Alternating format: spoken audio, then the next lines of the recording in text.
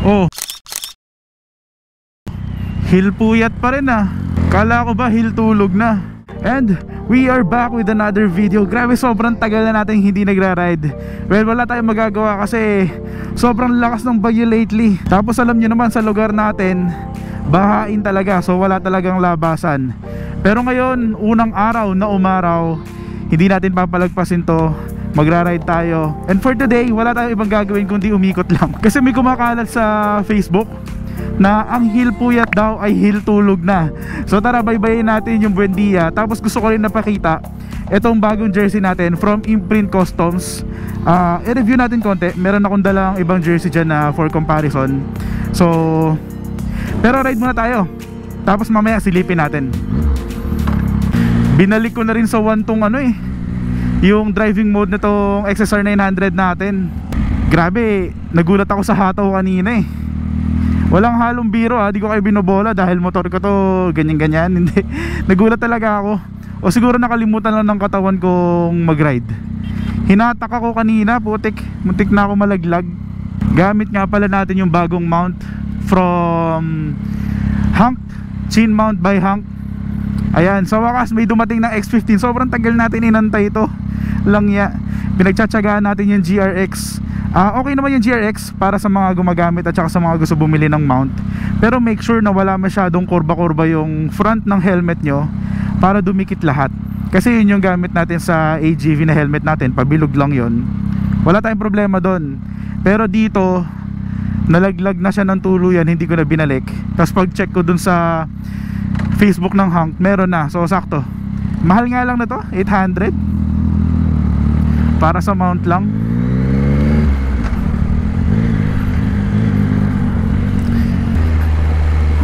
Tsaka di pa tayo nagla-lunch eh. So lunch tayo banda dun siguro sa may dulo na. Pero sa ngayon, sumatan lang natin tong hill tulog. Oh, GJ puyat, hill puyat pa rin naman. Kalokohan lang ata yung nakita ko eh. Pero para kasing legit.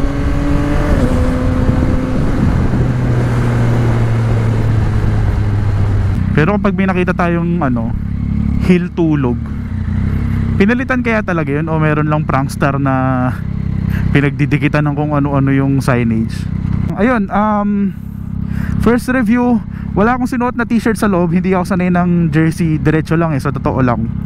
Pero mahangin, ramdam. Kasi aircool yung pinili namin, tela rin aircool yung butas-butas. Pero may disadvantage to. Baka napanood nyo na nga dun sa isang video ko nung pumunta ako ng full print. Mamaya ipakita ko ulit, i-compare ko ulit.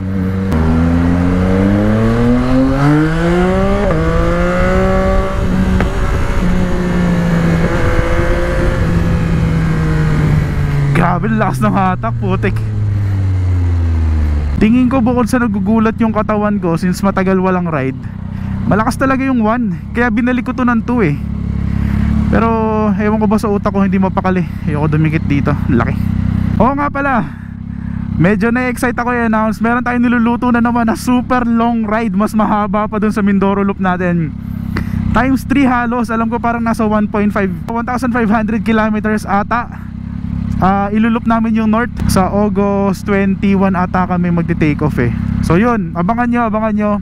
Pero magte-take time kami. Susulitin namin yung pupuntahan, hindi lang yung pabilisan. Gusto namin na sulitin kung ano yung paghihirapan namin. Pero yan, sa August 20, 21 meron tayong North Loop. Abangan nyo. Signage, hill puyat pa rin Grabe, lakas ng hatak.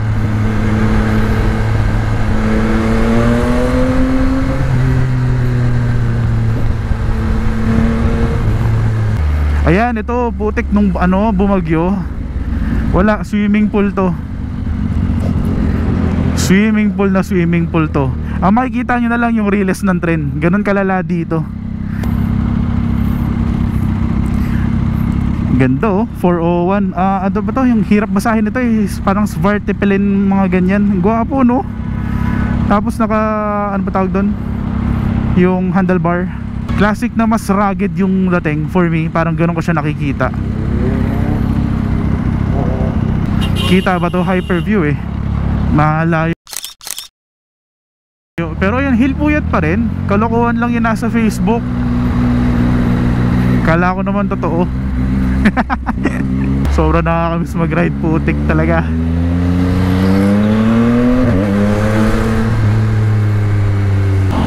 Mga balita natin dito sa Pilipinas, pinapasok na ng fake news ah.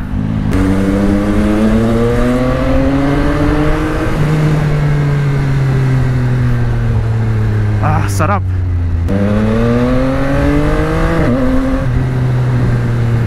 Grabe yung hatak nito.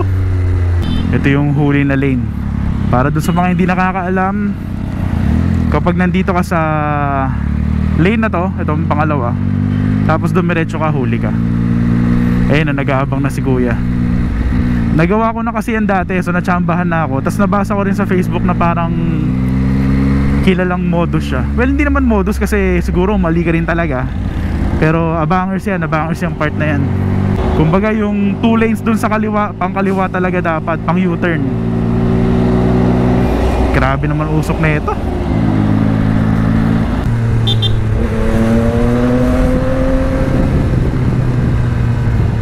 Sarap, lamig. Di ko alam kung dahil sa jersey, pero pumapasok yung hangin. Oh, kalma.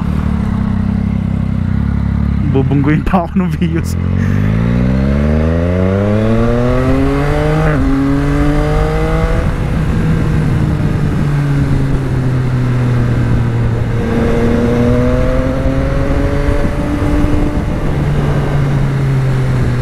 Yan, ito yung may pa seaside feels eh. Yun oh. Saan ba masarap kumain? Gusto ko kumain eh. Tapos pakita ko sa inyo yung jersey. Compare natin dun sa ibang mga nabili ko.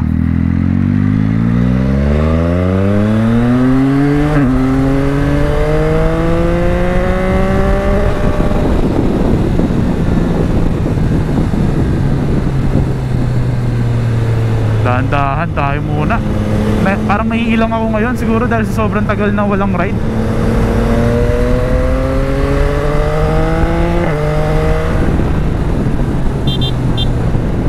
Conrad kaya, may masarap na kainan doon, Japanese food eh. Hindi sobrang mahal, hindi rin naman mura. Pero yung lasa niya sulit for me. Uma-uma. Yung ramen niya for me, lagpas ng ramen Kuroda, pero hindi aabot doon sa mga authentic na Japanese ramen talaga.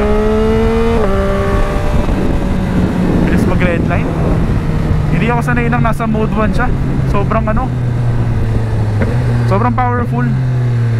Kaya din na rin ako nagtataka bakit binalik ko sa 2 eh. Pero enjoy muna natin tong 1. Sound check.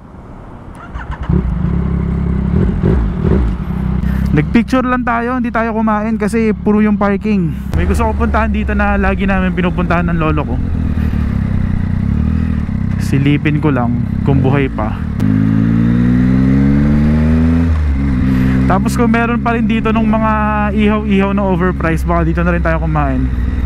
I think itong bahay na to, hindi ko sure kwento-kwento lang, parang bahay daw ng vice president or parang dyan nagstay, di ko alam. Pero pwede mag tennis, dyan kami lagi naglalaro. So dito ko balak dalhin si baby. Okay boy pa rin yung lugar, nakakatuwa naman. Kasi di ba bibilang ko ng bike si baby, so parang naalala ko agad to.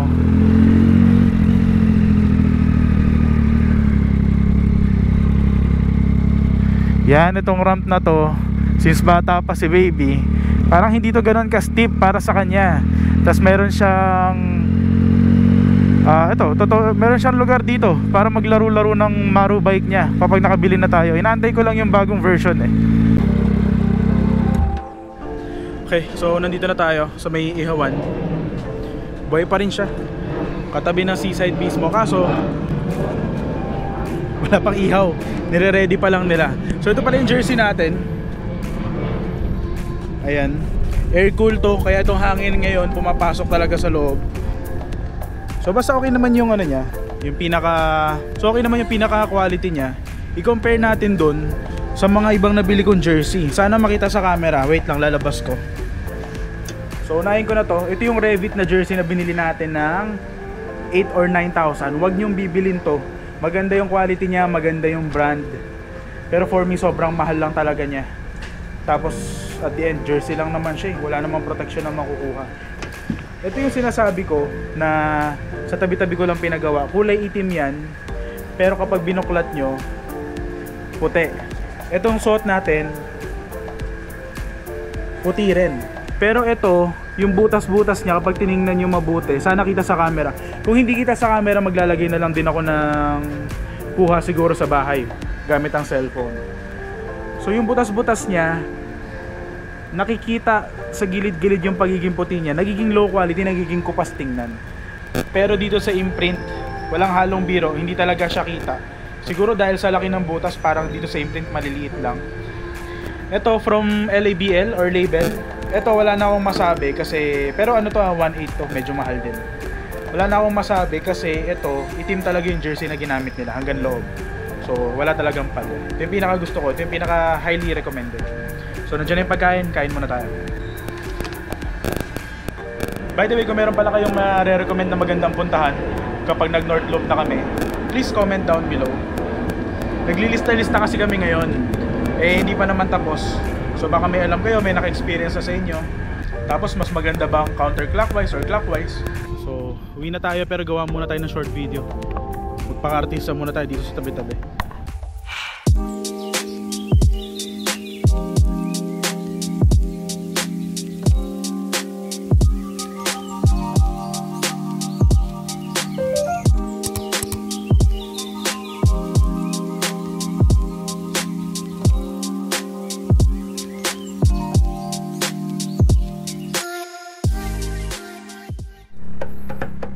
Okay, solid, nakakaya na tayo.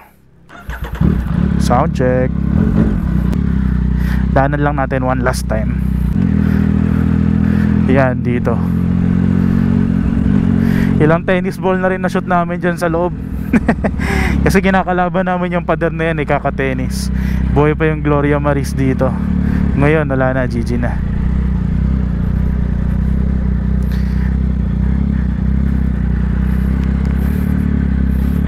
Next time balik tayo dito.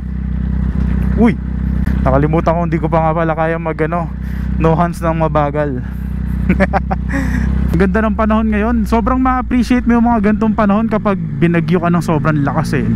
Bukod nga pala sa North Loop, bago tayo matapos, iniisip ko mag-expand. Hindi naman expand talaga, pero parang mag-explore ng mga iba't ibang style ng pag-vlog at saka kung ano pa yung ibang kaya natin gawin gamit yung motor. So gusto ko sana mag motocamp, pero hindi yung super camping na may tent, magstay ka doon. Yung motocamp na tambay yung datingan, saglitan lang. So bibili ako ng maliit na tent, half tent lang na silungan lang, tapos upuan siguro. Next time try natin kapag kaya na natin mag long ride mag-isa. Hindi kasi natuloy yung LU natin eh, pero yun yung mga binabala ko. Ngayon pa uwi na tayo, hindi ko alam kung magpapa motor wash pa ako o diretso uwi na. Ako mamaya ulanin lang.